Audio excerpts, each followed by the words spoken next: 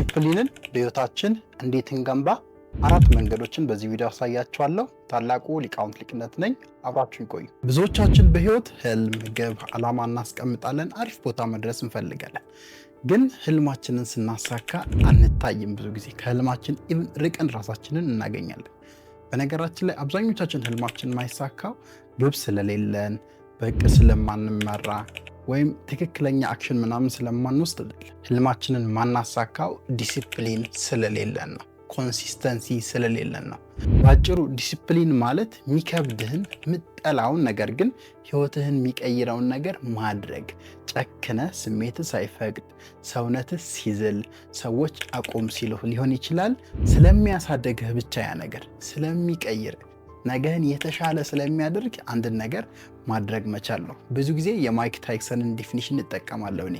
ዲሲፕሊን ኢዝ ዱዊንግ ዋት ዩ ሄት ላይክ ዩ ላቭ ኢት ይላል። የሆነ የምትጠሉትን የሚሸክካችሁን ስሜታችሁን የሚረብሽ አድርጉ ማይላችሁን ነገር ጨክናችሁ ማድረግ፣ እንደምትወዱት አስመስላችሁ ራሳችሁን አሳምናችሁ ማድረግ ነው ይላል። በዚህ ቪዲዮ ብዙዎቻችሁ ከህልማችሁ ወደኋላ የሚያስቀራችሁን የዲሲፕሊንን ክፍተት እንዴት እንደምታሟሉና ዲሲፕሊን እንድትሆኑ የሚያደርጓችሁ አራት መንገዶችን ነው የሚያሳያችሁ። አብራችሁን ቆዩኝ። የመጀመሪያው በየቀኑ ከባድ የምትሉትን አንድ ወይም ሁለት ተግባር መከወን ነው። ዶይንግ ሃርድ ቲንግስ ኤቭሪ ዴይ። በነገራችን ላይ ሰውነታችን ሃርድሺፕን መላመድ አለበት።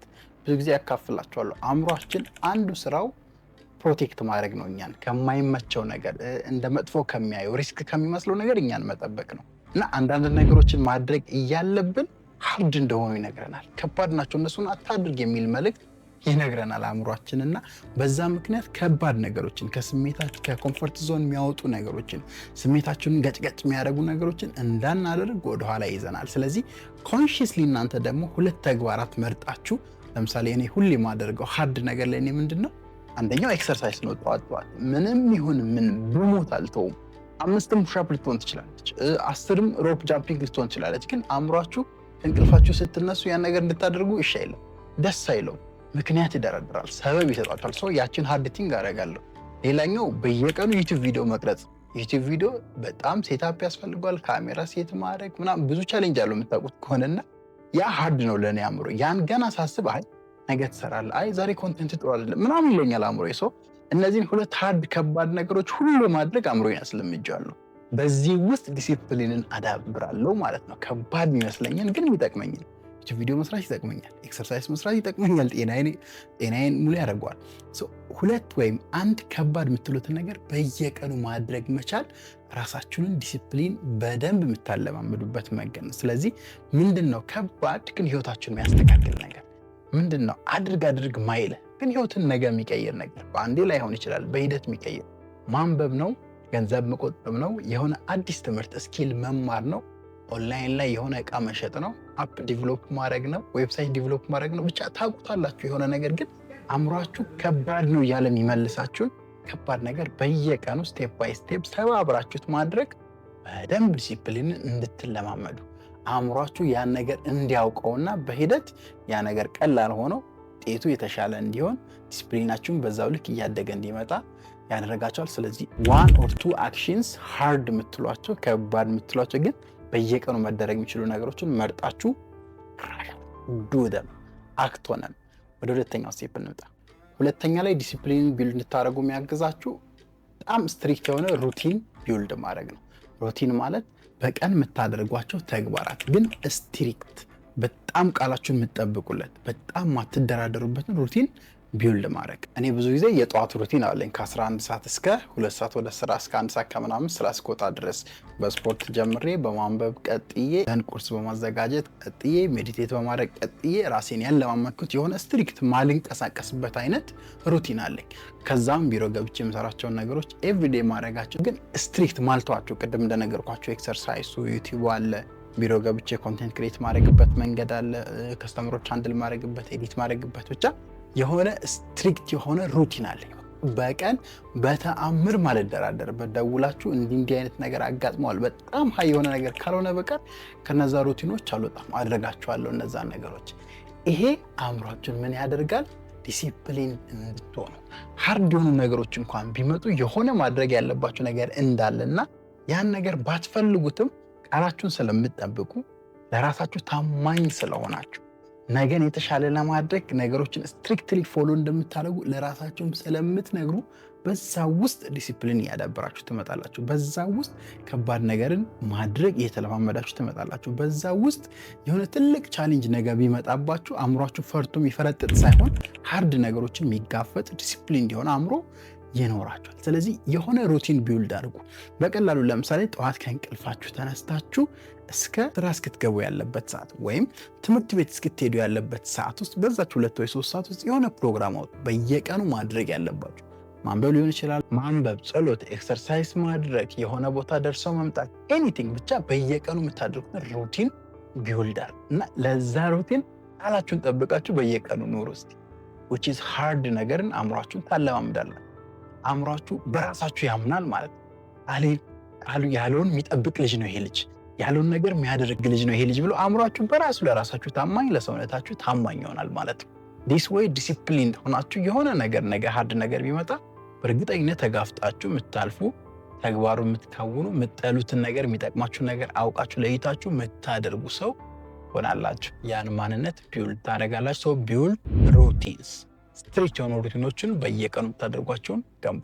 ሶስተኛው ዲሲፕሊንን ቢውልድ የምታደርጉበት መንገድ አሉታዊ የሚባሉ ልምዶቻችሁን ነቅሶ ለይቶ ማውጣትና ማወቅ፣ ከዛ እነሱ ላይ መስራት ነው። ዲሲፕሊንን በነገራችን ላይ የሚይዙብን የዲሲፕሊን ተቃራኒ የሆኑ ባህሪያት ናቸው። ለምሳሌ አንድ ሰው ዲሲፕሊን እንዳይሆን የሚያደርገው ቸልተኝነት ሊሆን ይችላል። ከሰዓት አደርጋታለሁ፣ አይ በኋላ ጀምራለሁ፣ ኦኬ የሚቀጥለው ሳምንት ባደረገው ዛሬ ችግር የለም ይለፈኝ። ብቻ ቸልተኝነት አንዱ ዲሲፕሊን ሆነን የምንጠላውን ነገር እንዳናረግ፣ የሚያሳድገንን ነገር እንዳናረግ፣ የሆነ ነገር እንደሚቀይረን እያወቅን እንድንሸሽ የሚያደርገን ኔጌቲቭ ባህሪ ነው፣ ልማድ ነው።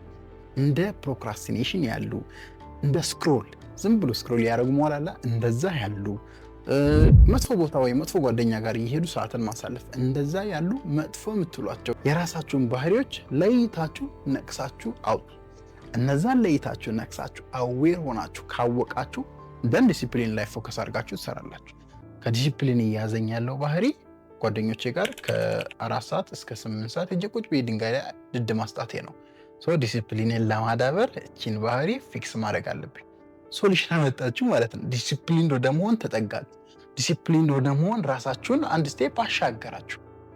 ዲሲፕሊን የማያደርገኝ ጀምራለሁ የምላቸውን ነገሮች ለነገ ለበኋላ እያሉ ማሳደር ነው። ወይም ቸልተኝነት የሚባል ባህሪ አለብኝ which is የዲሲፕሊን ተቃራኒ። ይሄን አሉታዊ ባህሪ ከለያችሁና ኦኬ ቶሎ የመጀመርን ወይም የመወሰንን ባህሪ ማዳበር አለብኝ ማለት ነው። ስለዚህ ያን ለማድረግ ስልጣን አልወሰድ ካላችሁ ዲሲፕሊን አላበራችሁ በሌላ ወይ ማለት። ስለዚህ ዲሲፕሊን እንዳትሆኑ የሚይዟችሁን ኔጌቲቭ አሉታዊ መጥፎ ባህሪዎች፣ ልምዶች ለይታችሁ ማውጣትና እነዛ እንዴት እንደምታስተካክሉ በየቀኑ መጻፍ፣ እነዛ ላይ አክሽን መውሰድ፣ ፕራክቲስ ማድረግ that's how to build discipline በሌላ አገላለጽ። ስለዚህ እነዛን አሉታዊ ልምዶች አውጥታችሁ ለይታችሁ እነዛን ማስተካከል ዲሲፕሊን እንድትሆኑ ሞር ያግዛችኋል። ግን በፍና አድርጋችሁ ዲሲፕሊን እንዳትሆኑ የያዛችሁ ራሱ ምን እንደሆነ ካላወቃችሁ፣ አዌርድ ካልሆናችሁ፣ ሜንታሊ ኮንሽስ ንቁ ካልሆናችሁ ዲሲፕሊን ቢውልድ አታደርጉም። ህይወታችሁ እየባከነ ከጎላችሁ ከዓላማችሁ ወደ ኋላ ትቀራላችሁ። ይሄን ለዩ። ኔጌቲቭ ሀቢቶችን ለይታችሁ ነቅሳችሁ በየቀኑ እነሱ ላይ ስሩ። ዲሲፕሊንን ቢውልድ ታደርጋላችሁ። ወደ መጨረሻው ኮንሴፕት ስንመጣ የመጨረሻው ዲሲፕሊንን ቢውልድ የምታደርጉበት መንገድ ኤክስኪውዝ የሚባል ነገርን ከአእምሯችሁ መፋቅ ከቻላችሁ፣ መፋቅና ማጥፋት። እኔ አይኖ እንዴት ኤክስኪውዝ እንደምሰጥና ኤክስኪውዞችን ምን እንደሆኑ ለይቼ አውቃለሁ።